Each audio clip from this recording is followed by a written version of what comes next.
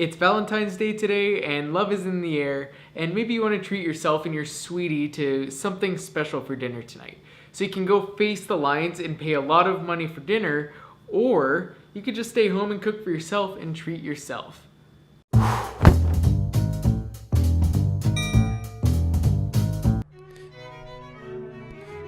Hi there, I'm Austin from Sale Financial Ed, and today we're going to be talking about the cost-saving benefits of cooking at home as opposed to going out to a restaurant on Valentine's Day.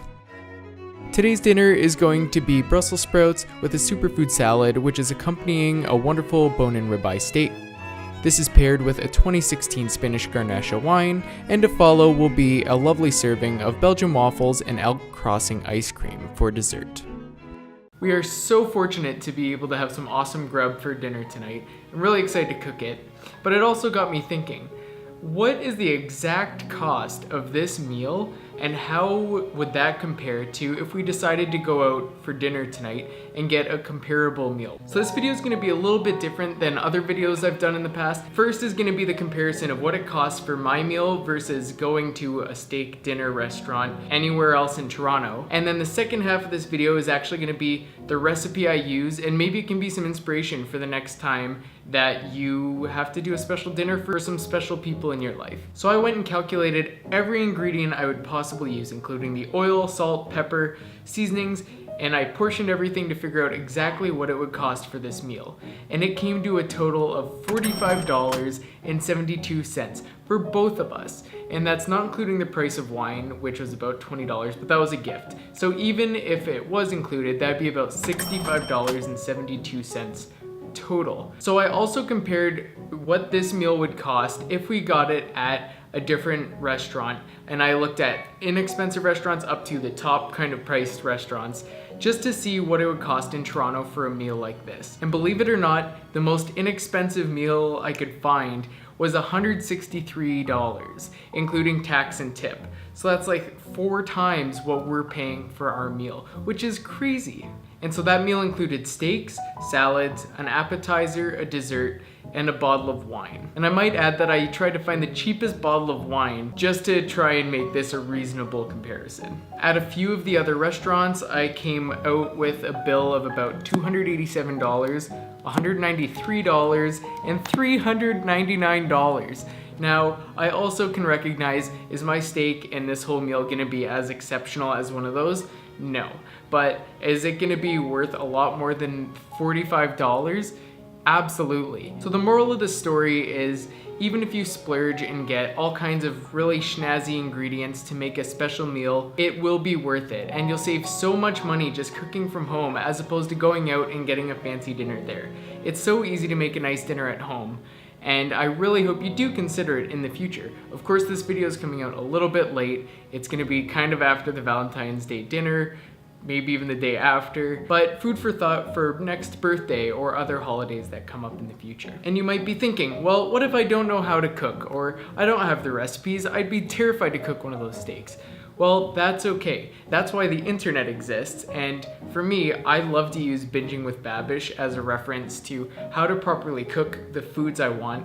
I've tried so many of his recipes, and they are fantastic. So if you ever feel like kind of splurging for a fancy meal or something like this, do go check out his videos and see if he's done anything about it, because his videos are great and they'll help you create a fantastic meal. Alrighty, so that's it for all the price talk. Let's get to cooking. So quick tips for if you're buying steaks in the future. A, go to a butcher shop. Don't go to your local grocery store because it's just not gonna be the same. So we got these lovely bone-in ribeyes, and they look absolutely amazing. They're about 13 ounces each, and my dad always used to say that the closer to the bone, the sweeter the meat. So I do hope he's right. And also, like I referenced to Binging with Babish, he recommended these kinds of steaks. For vegans watching this, I'm sorry. Hey, it's VoiceOver Austin. Okay, so first thing we're gonna do with these steaks is take them, put them on a rack on a pan, and then we're gonna salt and pepper the crap out of them and rub that in all nicely. Next, they're gonna sit out for about 30 to 40 minutes so they come up in temperature, which helps them to cook more evenly in the oven. It's been 30 minutes since I put salt and pepper on them, so these bad boys are ready to go in the oven. Woohoo! So that's going in at 225 for about 30 minutes, until the temperature is about 115 degrees internally. And Coco got a new Valentine's Day toy too. So now that the steaks are done, it's time to work on the Brussels sprouts. And for the Brussels sprouts, we're going to be trimming off the ends of them because they're bitter and you don't want to eat those. And then you're going to split them down the middle. And the way they're going to be cooked is in olive oil, butter, and garlic because that's easily the most delicious way to do it.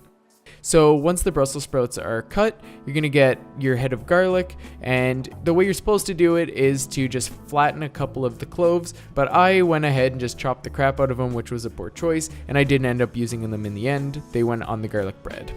So I've got the butter into the olive oil, and I just dropped the flattened garlic here, which again, I used the flattened rather than the chopped because I didn't want to have to pick out all the small chopped pieces. But once the garlic is golden brown, you want to pull that out so it's nice and infused with the butter, and then you throw in the Brussels sprouts and let them cook for 15 minutes with the lid on so they are crisp on the bottom and tender through the top. So steaks just came out of the oven, they were in there for about 30 minutes, and I'm just checking to see if the internal temperature is at 115 degrees Fahrenheit, and they are both in the neighborhood, which is perfect.